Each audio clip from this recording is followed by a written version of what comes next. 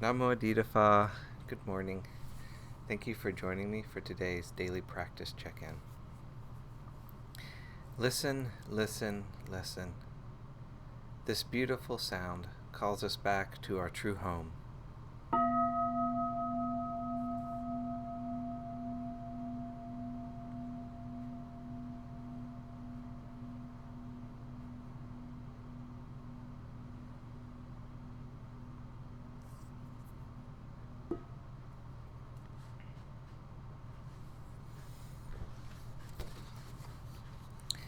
The fifth mindfulness training. Aware of the suffering caused by unmindful consumption, I vow to cultivate good health, both physical and mental, for myself, my family, and my society by practicing mindful eating, drinking, and consuming. I will ingest only items that preserve peace, well-being, and joy in my body, in my consciousness, and in the collective body and consciousness of my family and society. I am determined not to use alcohol or any other items that contain toxins, such as certain TV programs, magazines, books, films, and conversations. I am aware that to damage my body or my consciousness with these poisons is to betray my ancestors, my parents, my society, and future generations. I will work to transform violence, fear, anger, and confusion in myself and in society by practicing a diet for myself and for society. I understand that a proper diet is crucial for self-transformation and the transformation of society.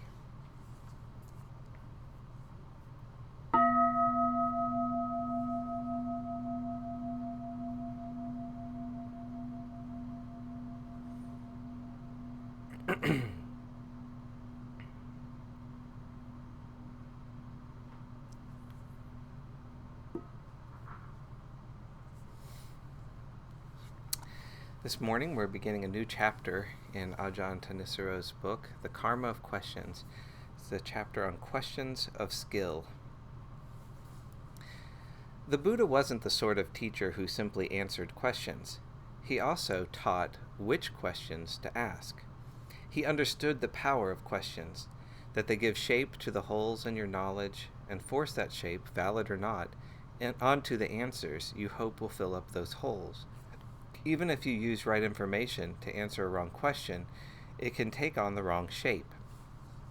If you then use that answer as a tool, you're sure to apply it to the wrong situations and end up with the wrong results.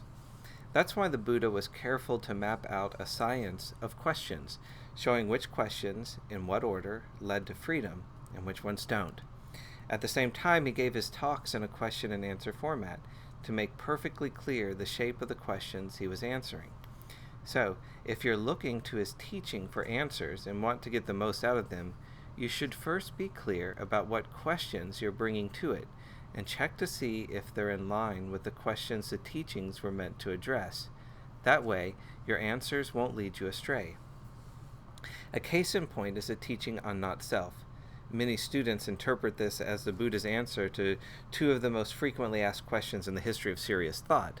Who am I? And do I have a true self?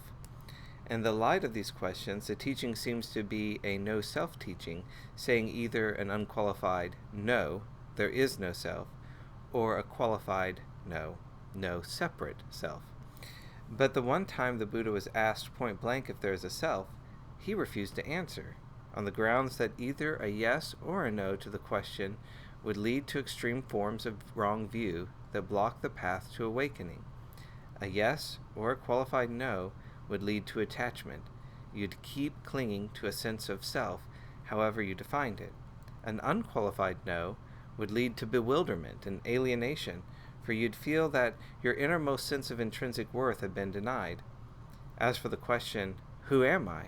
The Buddha included it in a list of dead-end questions that lead to a thicket of views, a wilderness of views, a contortion, a writhing, a fetter of views.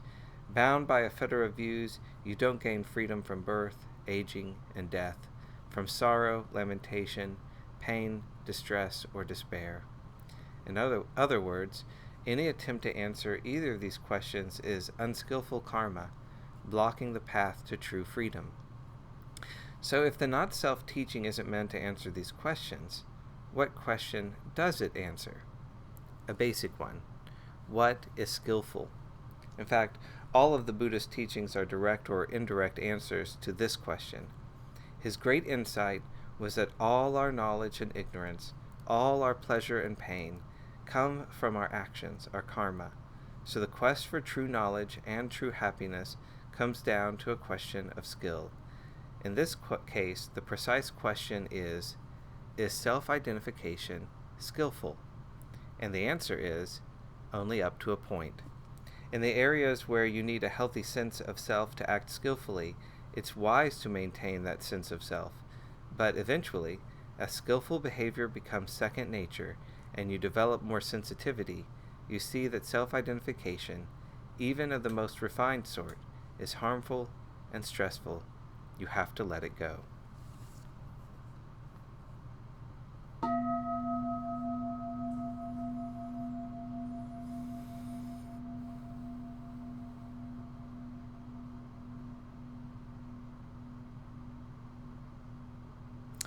May all beings be well. May all beings be happy. May all beings be peaceful. Sadhu, sadhu, sadhu. Thank you for joining me this morning.